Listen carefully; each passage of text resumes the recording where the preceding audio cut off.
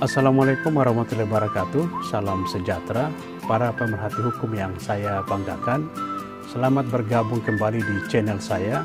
Kali ini saya ingin membagi salah satu pengalaman praktik hukum saya sebagai advokat, di mana sekitar tahun 2018 yang lalu saya pernah menangani salah satu perkara di mana klien saya didakwa di pengadilan negeri Jakarta Selatan sebagai pelaku tindak pidana yang dakwaannya itu berkaitan dengan pasal 167 ayat 1 KUH pidana yang kemudian dalam praktek atau dalam istilah yang umum itu disebut dengan penyerobotan tanah. Nah, saudara, saya kira ini informasi yang sangat penting sekali. Mungkin saja Bapak Ibu atau teman-teman Bapak Ibu sekalian ataupun saudara dan lain sebagainya ada yang mengalami permasalahan yang sama seperti yang dihadapi oleh klien saya ini, sehingga informasi ini mudah-mudahan bisa berguna, menambah wawasan Bapak Ibu dan bisa dijadikan referensi tentunya dalam kaitan dengan permasalahan yang mungkin sedang dihadapi. Nah, saudara sekalian, secara garis besar saya bisa menjelaskan secara kronologis posisi kasusnya itu, di mana klien saya ini menempati sebuah rumah di daerah Jakarta Selatan, di mana rumah itu sebetulnya merupakan warisan dari kedua orang tuanya yang telah meninggal dunia. Nah, rumah itu kemudian tanpa diketahui oleh klien saya, tiba-tiba sudah beralih kepemilikan kepada pihak lain, sehingga alas hak terhadap tanah dan bangunan rumah tersebut yang semula dimiliki oleh klien saya tersebut telah beralih kepemilikan kepada pihak lain. Nah, namun demikian klien saya tersebut karena merasa tidak pernah mengalihkan tanah dan bangunan tersebut kepada orang tersebut, maka tentu saja klien saya tersebut tidak bersedia untuk keluar dari rumah yang dia merasa itu hak miliknya. Nah, atas tindakannya tersebut maka orang yang sudah memegang sertifikat hak milik yang merasa sudah memiliki hak atas tanah tersebut kemudian melaporkan klien saya tersebut ke pihak kepolisian dengan sangkaan melakukan tindak pidana pasal 167 ayat 1 KUH pidana. Perkara tersebut disidik di kepolisian dan berlanjut sampai ke sidang di Pengadilan Negeri Jakarta Selatan.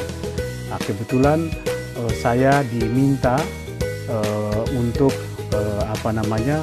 menasistensi atau menjadi penasihat hukum yang bersangkutan sebagai terdakwa.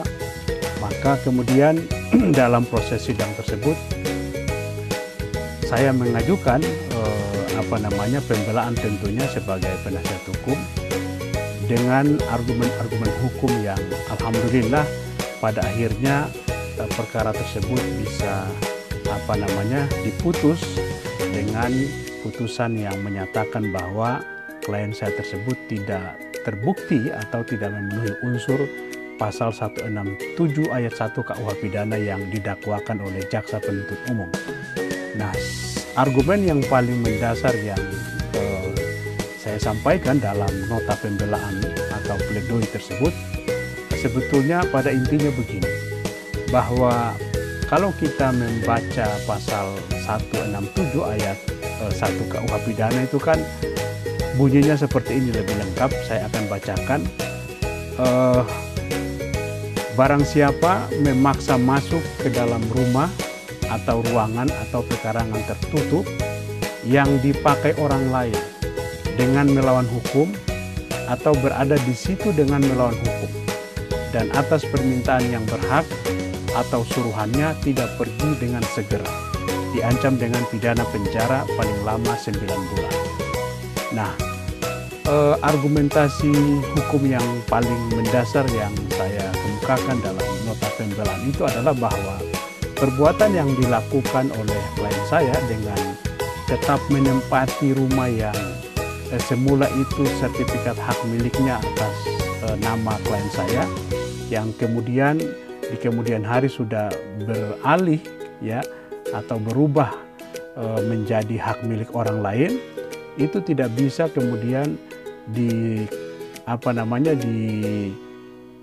diterapkan pasal 167 ayat 1 KUH pidana itu terhadap klien saya tersebut.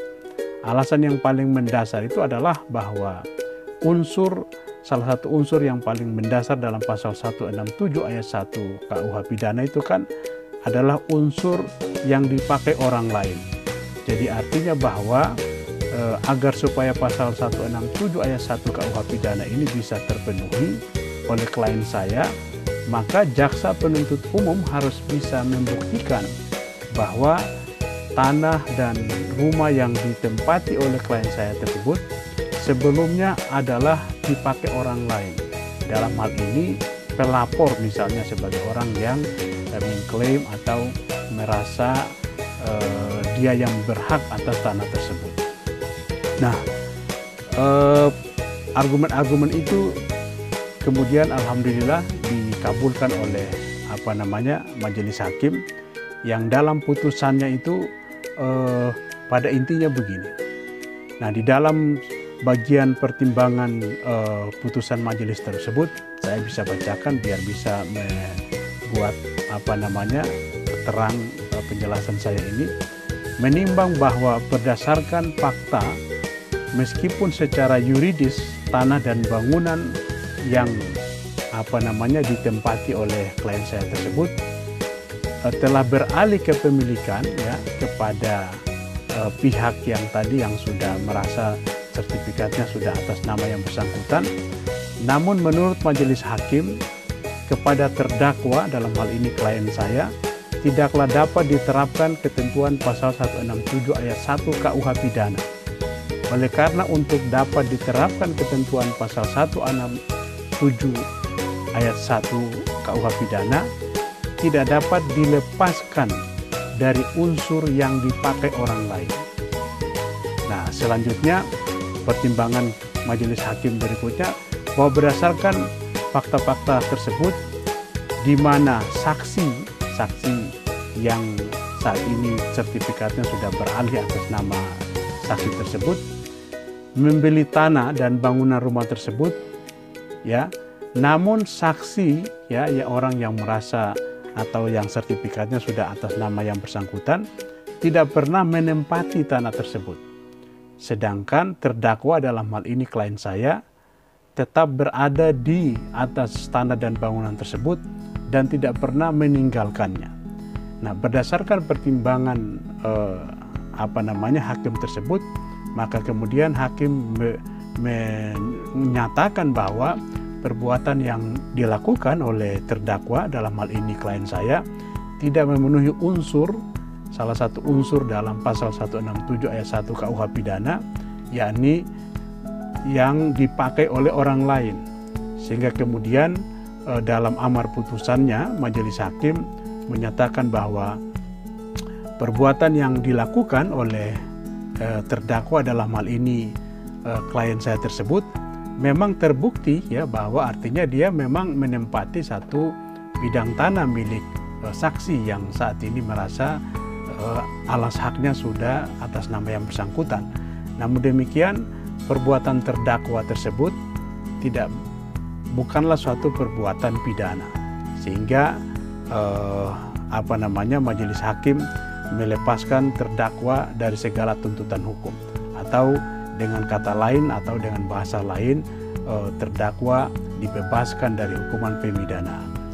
Nah, saudara sekalian, saya jujur saya sangat puas dan sangat bangga sekali ketika menangani perkara ini dan berakhir dengan putusan yang seperti itu, karena saya merasa bahwa kemenangan itu memang merupakan suatu kemenangan yang murni suatu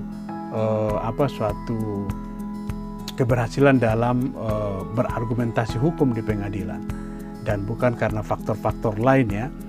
Nah, demikian saya kira saudara gambaran singkat mengenai penjelasan tentang bagaimana suatu perbuatan penyerobotan tanah yang dimaksud dalam 167 ayat 1 KUH pidana itu harus bisa diterapkan terhadap seseorang secara tepat, ya, di mana dalam kasus ini seperti yang saya jelaskan tadi itu tidak termasuk sebagai unsur tindak pidana penyerobotan tanah. Demikian, mudah-mudahan informasi ini berguna bagi saudara sekalian.